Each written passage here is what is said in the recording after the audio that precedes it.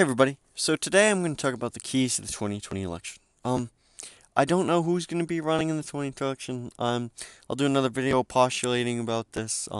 Let's just look at the map. So the first things you notice is going to be this our traditional is the Democrats do great in Washington, Oregon, and California. Um, Previously, Nevada used to be what's called the bellwether state, in which they would go either way. But I'm guessing by 2020, Nevada will be fully entrenched in the Democratic Party, especially since the huge anti-gun movement that's going to probably sprout after the Las Vegas shooting. And then there's the Middle America, which is this area here, and the Mountain West is a traditional conservative stronghold stretching from Oklahoma to North Dakota, and then the mountain states of Utah, Wyoming, Arizona, Montana. Um, Arizona is traditionally considered to be one of these states, but has been moving farther and farther to the left because of massive Latino immigration. I would say that Arizona is then going to be a swing state. I'm gonna bet it'll go Republic. I'm gonna say it's. I don't think it's gonna go Republican for the first time in a long time, but I'm gonna put it a light blue. Light blue. Colorado and New Mexico essentially went the way of Arizona first. Um, Colorado, however, I'm gonna put light blue because a really competitive Republican can do really well in Colorado. Assuming Trump does really well in the next 3 years, it could be Trump doing really well in Colorado, or it could be, say, Marco Rubio, Ted Cruz, Ben Shapiro, maybe. I'm gonna put a light blue. Um,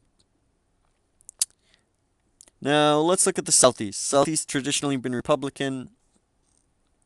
Uh, However, the Northeast migration has been flipped Virginia from solid red to medium blue. At state level, Republicans are really competitive, but not so much at the national level. So I'm gonna agree with this one. All of these states are really red. Georgia wasn't so red because Trump, you know, isn't the traditional Republican. Indiana's really red. That they're kind of like a little southeast in the Midwest, but we'll talk about the Midwest later. So I'm gonna put North Carolina as a right red, and Florida goes. It really depends on the candidate, but I'm gonna go light red. I'm thinking, uh, if like Marco Rubio out primaries Trump, or Trump may win again in Florida, I think I'm gonna go light red. Okay, Michigan. This is the Midwest. The Midwest used to be a solid blue area, and I don't think so anymore. I think Ohio and Iowa are probably more safely red than the rest of the states. They won. Trump won significant margins in Iowa and Ohio. They're looking more and more like a red state. So I'm thinking Ohio and Iowa are gonna go red, and I'm thinking Michigan, Wisconsin, and Minnesota will go red with a strong competitive. This is this be pretty much what I'm gonna think. I'm thinking New Hampshire will probably be very light blue. Um, and the Macon district will go light red. So this is my prediction: 285 to 253 for the 20. Florida is really gonna hinge it. I'm thinking Florida and North Carolina are gonna hinge the election. I think that the direction the country is moving in, the Midwest is gonna go red, simply because these are the areas that were destroyed by 2008, and the industrial. These really are becoming potentially become really strong Republican voters. I think this is more of a trend than an anomaly. However, this area is becoming blue. The Northeast is a stronghold. Oh, I forgot about Pennsylvania. Pennsylvania could go too. I forgot. Pennsylvania is in the same boat as these guys. I think these four are more iffy than these two, depending on the candidate, but I'm going to think this is what the Republican Party looks like. Really, I'm just trading Minnesota with Arizona and putting Nevada in the firm blue. Um, so Illinois would go this way, but Chicago. Chicago keeps Illinois deeply blue. Large cities, urban areas, very blue. Uh, Best case scenario with a Republican, these would all flip blue. I would call this the best case scenario.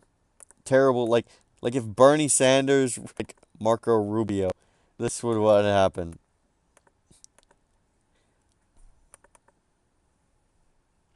This would be terrible. The Democratic Party would be just dead at that point.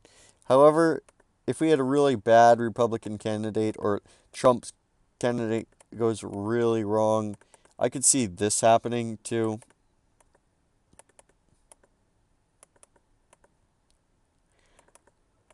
With really strong this would be like the worst case scenario for the Republicans.